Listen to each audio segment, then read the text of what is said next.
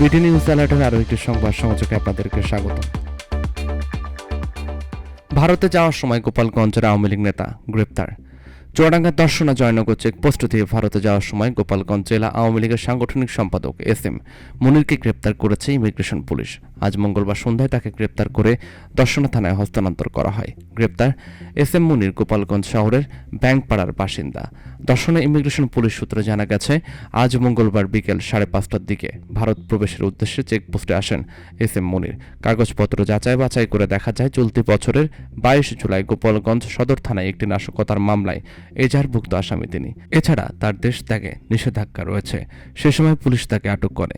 Immigration পুলিশের সহকারী উপপরিদর্শক এএসআই তারেক মাহমুদ ঘটনার সত্যতা নিশ্চিত করে বলেন, এস এম মুনিরকে দর্শনা থানায় সোপর্দ করা হয়েছে।